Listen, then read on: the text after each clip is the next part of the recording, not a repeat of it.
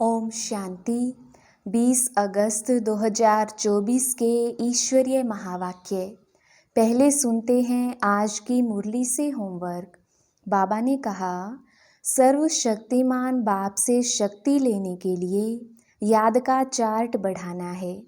याद की भिन्न भिन्न युक्तियाँ रचनी है। एकांत में बैठ विशेष कमाई जमा करनी है। कामकाज करते हुए भी एक बाप की याद रहे। चलते फिरते बाप और घर को याद करो। यही तुम्हारी बहादुरी है। सतो प्रधान बनने का औना रखना है। गफलत नहीं करनी है। अहंकार में नहीं आना है।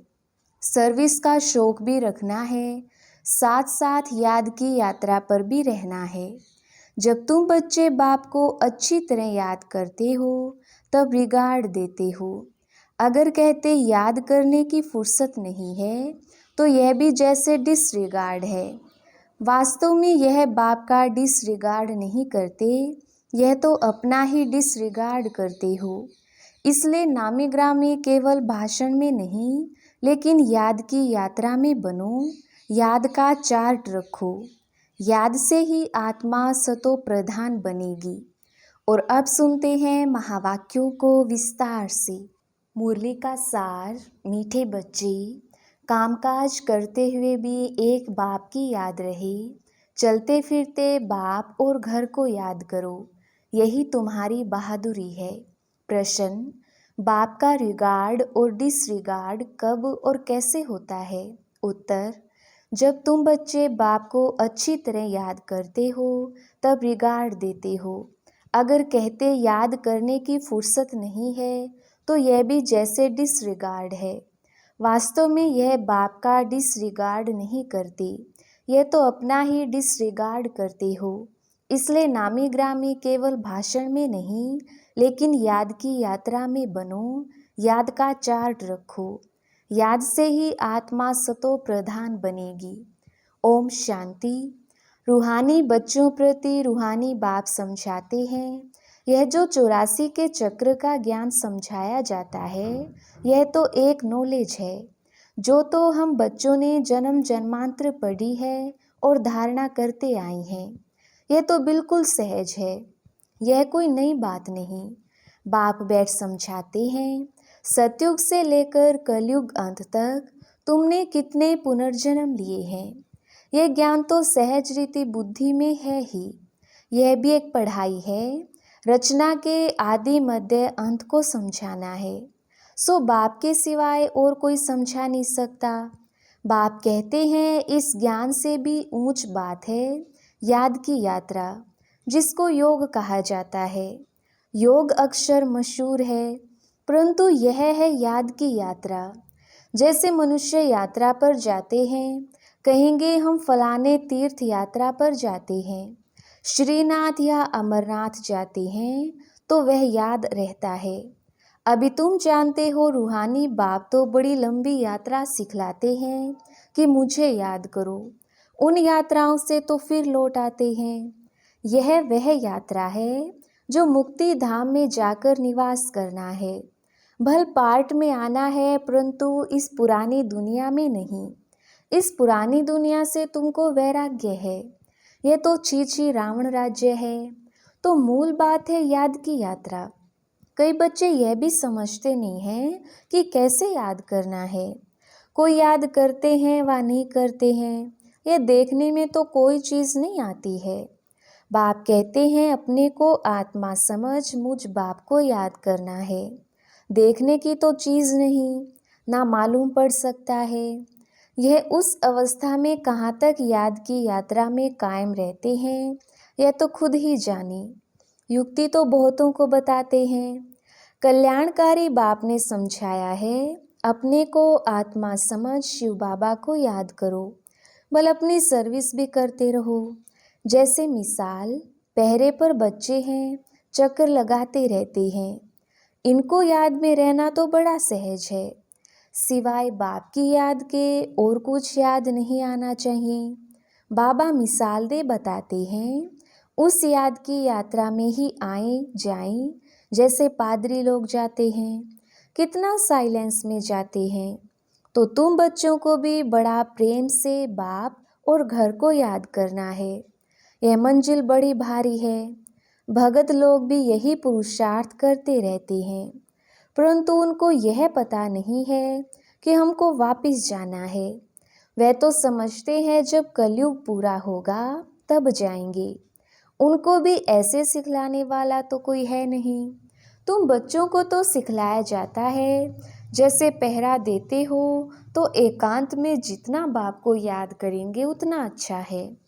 याद से पाप कटते हैं। जन्म जन्मांतर के पाप सिर पर हैं। जो पहले सतो प्रधान बनते हैं, राम राज्य में भी पहले वह जाते हैं, तो उनको ही सबसे जास्ती याद की यात्रा में रहना है। कल्प कल्प की बात है, तो इनको याद की यात्रा में रहने का अच्छा चांस है। यहाँ तो कोई लड़ाई झगड़े की बात ही नहीं है। आते जाते अथवा बैठते एक पंथ दो कार्य, पहरा भी दो, बाप को भी याद करो।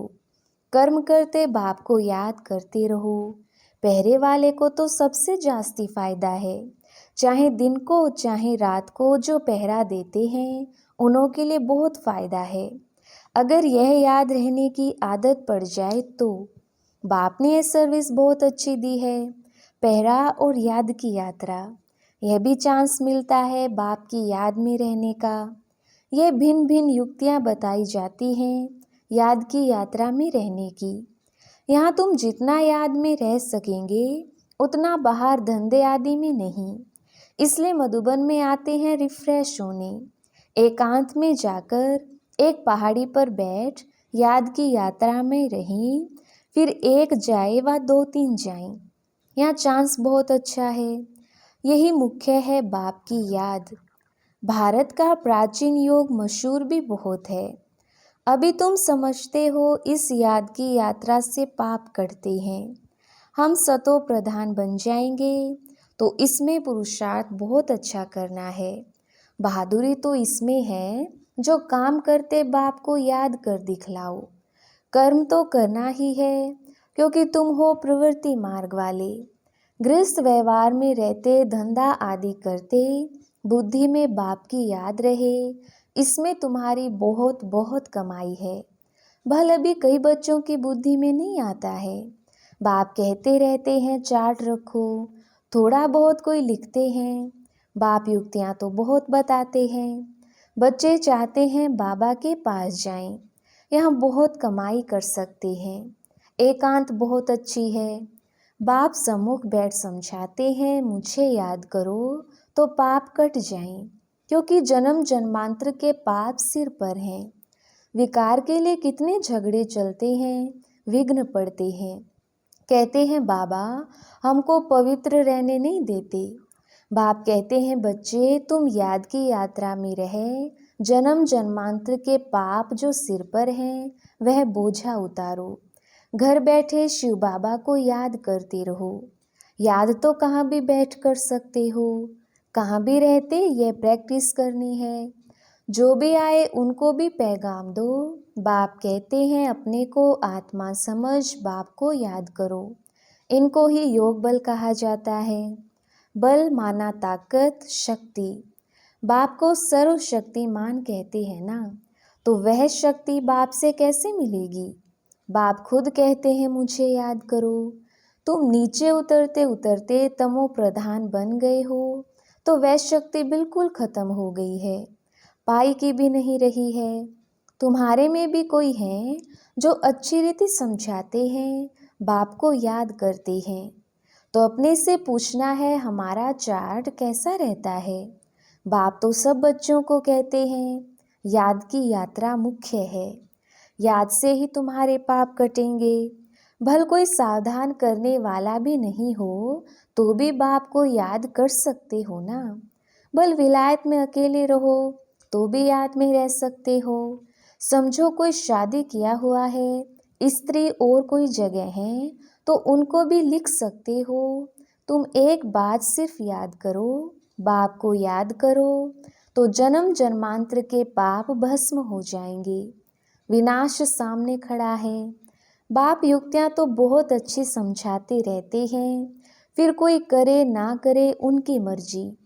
बच्चे भी समझते होंगे कि बाप राय तो बहुत अच्छी देते हैं, हमारा काम है मित्र संबंधी आदि जो भी मिले सबको पैगाम देना। दोस्त हो या कोई भी हो, सर्विस का शौक चाहिए। तुम्हारे पास चित्र तो हैं, बैज भी हैं, ये बड़ी अच्छी चीज़ है। बैज किसको भी लक्ष्मी नारायण बना सकता है। त्रिमूर्ति के चित्र पर अच्छी तरह समझाना है, इनके ऊपर शिव है। वो लोग त्रिमूर्ति बनाते हैं, ऊपर में शिव दिखाते नहीं। शिव को ना जानने कारण भारत का बेड़ा डूबा हुआ है। अब शिव बाबा द्वारा ही भारत का बेड़ा पार होता है। पुकारते हैं पतित पावन आकर, हम पतितों को पावन बनाओ, फिर भी सर्वव्यापी कह देते हैं। कितनी पाई पैसे की भूल है। बाप बैठ समझाते हैं, तुमको ऐसे ऐसे भाषण करना है। बाप भी डायरेक्शन देते रहते हैं, ऐसे म्यूजियम खोलो, सर्विस करो तो बहुत आएंगी। सर्कस भी बड़े बड़े शहरों में खोलते हैं ना, कितना उनों के पास सामान रहता है। गांव गांव से देखने के लिए लोग आते हैं, इसलिए बाबा कहते हैं तुम भी ऐसा खूबसूरत म्यूजियम बनाओ जो देखकर खुश हो जाएं, फिर औरों को जाकर सुनाएं। यह भी समझाते हैं जो कुछ सर्विस होती है कल्प पहले मिसल होती है, परंतु सतो प्रधान बनने का ओना बहुत रखना है। इसमें ही बच्चे गफलत करते हैं। माया विघ्न भी इस याद की यात्रा में ही डालती है। अपने दिल से पूछना है, इतना हमको शौक है, मेहनत करते हैं, ज्ञान तो कॉमन बात है। बाप बिगड़ 84 का चक्र कोई समझा ना सके, बाकी याद की यात्रा है मुख्य। पिछाड़ी में कोई भी याद ना आए सिवाय एक बाप की। डायरेक्शन तो बाप पूरे देते रहते हैं। मुख्य बात है याद करने की। तुम कोई को भी समझा सकते हो, भल कोई भी हो, तुम सिर्फ बैज पर समझाओ। और कोई के पास ऐसे अर्थ सहित मेडल नहीं होते। मिलिट्री वाले अच्छा काम करते हैं तो उनको मेडल मिलते हैं। राय साहिब का मेडल सब देखेंगे, इनको वाइसरॉय से टाइटल मिला है। आगे वाइसराय होते थे, अभी तो उनके पास कोई पावर नहीं है।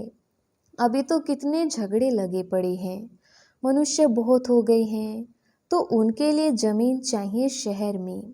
अभी बाबा स्वर्ग की स्थापना कर रहे हैं, इतने सब खलासो, बाकी कितने थोड़े जाकर रहेंगे। जमीन ढेर होगी, वहाँ तो सब कुछ नया होगा। उस नई दुनिया में चलने के लिए फिर अच्छी रीति पुरुषार्थ करना है। हर एक मनुष्य पुरुषार्थ करते हैं बहुत ऊंच पद पाने का। कोई पूरा पुरुषार्थ नहीं करते तो समझते हैं नापास हो जाएंगे, खुद भी समझते हैं हम फेल हो जाएंगे, फिर पढ़ाई आदि को छोड़कर नौकरी में लग जाते हैं। आजकल तो नौकरियों में भी बहुत कड़े कायदे निकालते रहते हैं। मनुष्य बहुत दुखी हैं। अब बाबा तुमको ऐसा रास्ता बताते हैं जो 21 जन्म कभी दुख का नाम नहीं रहेगा। बाप कहते हैं सिर्फ याद की यात्रा में रहो, जितना हो सके रात को बहुत अच्छा है। भल लेटे हुए याद करो, कोई को फिर नींद आ जाती है। बूढ़ा होगा, जास्ती बैठ नहीं सकेगा तो जरूर सो जाएगा। लेटे हुए बाप को याद करते रहेंगे, बड़ी खुशी अंदर में होती रहेगी, क्योंकि बहुत बहुत कमाई है। यह तो समझते हैं टाइम पड़ा है, परंतु मौत का कोई ठिकाना नहीं। तो बाप समझाते हैं मूल है याद की यात्रा। बाहर शहर में तो मुश्किल है, यहाँ आते हैं तो बड़ा अच्छा चांस मिलता है। कोई फिक्रात की बात नहीं, इसलिए यहाँ चार्ट बढ़ाते रहो। तुम्हारे करैक्टर्स भी इससे सुधरते जाएंगे, परंतु माया बड़ी दुष्टर है। घर में रहने वालों को इतना कदर नहीं रहता है जितना बाहर वालों को है। फिर भी इस समय गोपों की रिजल्ट अच्छी है। कई बच्चियां लिखती हैं शादी के लिए बहुत तंग करते हैं, क्या करें। जो मजबूत सेंसिबल बच्चियां होंगी वह कभी ऐसे लिखेंगी नहीं। लिखती हैं तो बाबा समझ जाते हैं रीढ़ बकरी है। यह तो अपने हाथ में है जीवन को बचाना। इस दुनिया में अनेक प्रकार के दुख हैं। अब बाबा तो सहज बताते हैं। तुम बच्चे तो महान भाग्यशाली हो जो आकर साहिबजादे बने हो। बाप कितना ऊंच बनाते हैं, फिर भी तुम बाप को गाली देते हो, सो भी कच्ची गाली। इतने तमो प्रधान बने हो जो बात मत पूछो। इससे जास्ती और क्या सहन करेंगे। कहते हैं ना, जास्ती तंग करेंगे तो खत्म कर देंगे। तो यह बाप बैठ समझाते हैं। शास्त्रों में तो कहानियाँ लिख दी हैं। बाबा युक्ति तो बहुत सहज बताते हैं। कर्म करते हुए याद करो, इसमें बहुत बहुत फ़ायदा है। सवेरे आकर याद में बैठो, बहुत मज़ा आएगा, परंतु इतना शौक नहीं है। टीचर स्टूडेंट की चलन से समझ जाते हैं ये फेल हो जाएंगे। बाप भी समझते हैं ये फेल हो जाएंगे, सो भी कल्प कल्पांतर के लिए। भल भाषण में तो बहुत होशियार हैं, प्रदर्शनी भी समझा लेते हैं, परंतु याद है नहीं, इसमें फेल हो पड़ते हैं। यह भी जैसे डिसरिगार्ड करते हैं, अपना ही करते हैं। शिव बाबा को तो डिसरिगार्ड होता नहीं। ऐसे कोई कह ना सके कि हमको फुर्सत ही नहीं याद करने की। बाबा मानेंगे नहीं। स्नान पर भी याद कर सकते हो। भोजन करते समय बाप को याद करो, इसमें बहुत बहुत कमाई है। कई बच्चे सिर्फ भाषण में नामी ग्रामी हैं, योग है नहीं, वह अहंकार भी गिरा देता है। अच्छा, मीठे मीठे सिकिलदे बच्चों प्रति माता पिता बाप दादा का याद प्यार और गुड मॉर्निंग। रूहानी बाप की रूहानी बच्चों को नमस्ते। हम रूहानी बच्चों की रूहानी बाप दादा को याद प्यार गुड मॉर्निंग और नमस्ते जी। धारणा के लिए मुख्य सार। पहला पॉइंट, सर्वशक्तिमान बाप से शक्ति लेने के लिए याद का चार्ट बढ़ाना है। याद की भिन्न भिन्न युक्तियाँ रचनी है। एकांत में बैठ विशेष कमाई जमा करनी है। दूसरा पॉइंट, सतो प्रधान बनने का ओना रखना है, गफलत नहीं करनी है, अहंकार में नहीं आना है, सर्विस का शौक भी रखना है, साथ साथ याद की यात्रा पर भी रहना है। वरदान, सब कुछ बाप हवाले कर, कमल पुष्प समान न्यारे, प्यारे रहने वाले, डबल लाइट भव। विस्तार, बाप का बनना अर्थात सब बोझ बाप को दे देना। डबल लाइट का अर्थ ही है सब कुछ बाप हवाले करना। यह तन भी मेरा नहीं, तो जब तन ही नहीं तो बाकी क्या। आप सबका वायदा ही है, तन भी तेरा, मन भी तेरा, धन भी तेरा। जब सब कुछ तेरा कहा तो बोझ किस बात का। इसलिए कमल पुष्प का दृष्टांत स्मृति में रख, सदा न्यारे और प्यारे रहो तो डबल लाइट बन जाएंगे। स्लोगन, रूहानियत से रोब को समाप्त कर, स्वयं को शरीर की स्मृति से गलाने वाले ही सच्चे पांडव हैं। अच्छा, ओम शांति।